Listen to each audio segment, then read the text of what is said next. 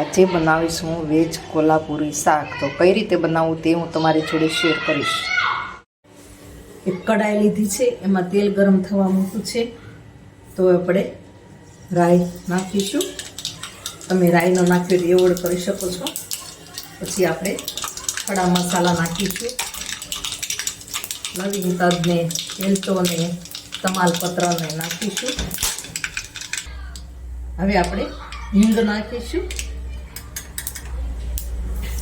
અને આ ગ્રેવી બનાવી છે કાજુ અને કાંદા.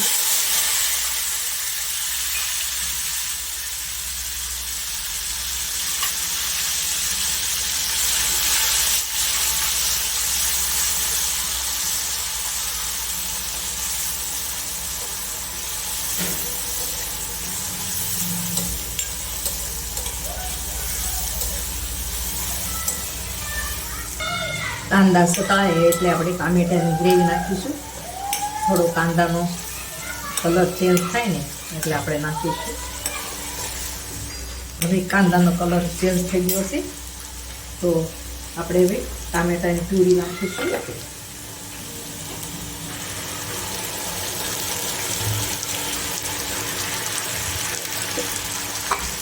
મિક્સ કરી દઈશું.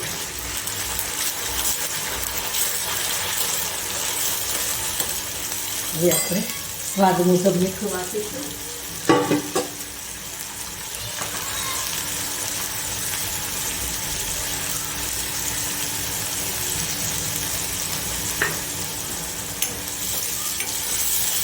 હવે મિક્સ કરી દઈએ.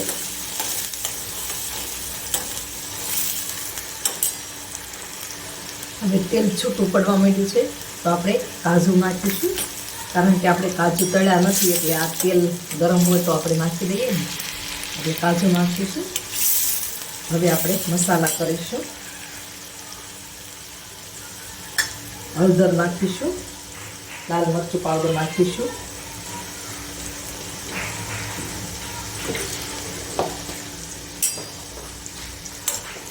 મિક્સ કરી લઈશું.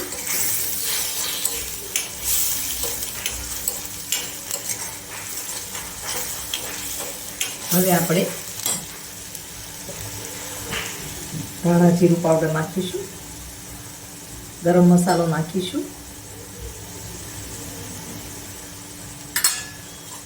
એ પણ મિક્સ કરી લઈએ. આપણે કિચન કિંગ મસાલો નાખ્યો છે.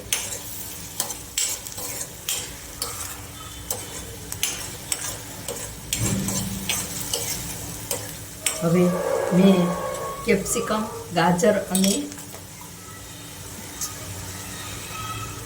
મકાઈ બધું તૈયાર કરી લીધું છે. કેપ્સિકમને સમારી લીધા છે, ગાજરને પણ સમારી લીધા છે અને આ દાણા પણ તૈયાર કરી લીધા છે.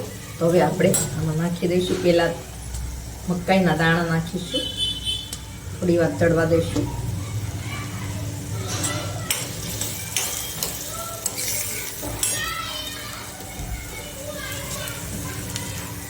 આપણે ગાજર નાખીશું. કેપ્સિકમ છેલ્લે નાખીશું.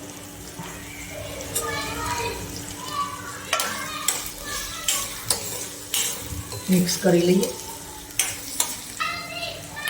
હવે આપણે કેપ્સિકમ નાખીશું.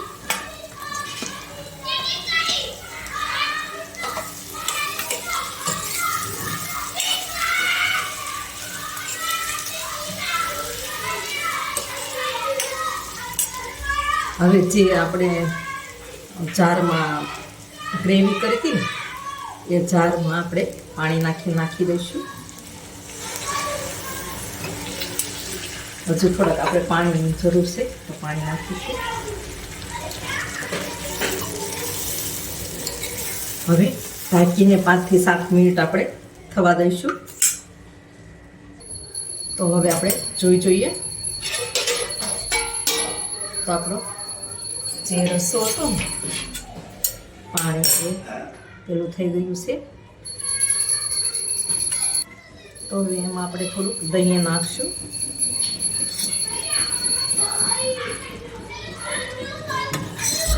તમારે જે રીતે નાખો એ રીતે નાખી શકો.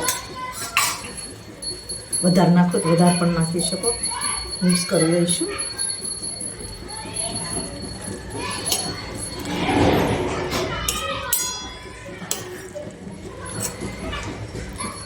હવે આપણે બહુ ચડવા દેવાનું નથી. આપણે હવે થોડી મલાઈ પણ નાખીશું. આપણે ઘરની જ મલાઈ છે.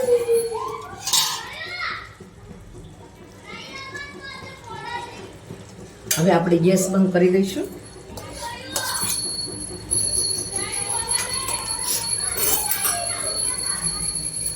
હવે આપણે કસૂરી મેથી નાખીશું.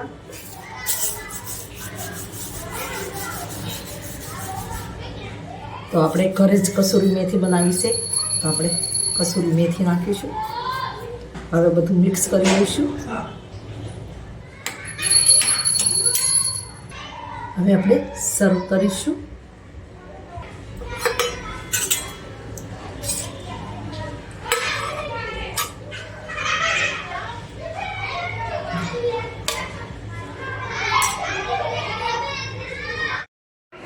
તો આપણું સ્વીટકોર્ન અને કેપ્સિકમનું શાક બનીને તૈયાર છે. તો આપણે ગાર્નિશ કરીશું. ધાણાથી ગાર્નિશ કરીશું અને કાજુથી પણ ગાર્નિશ કરીશું.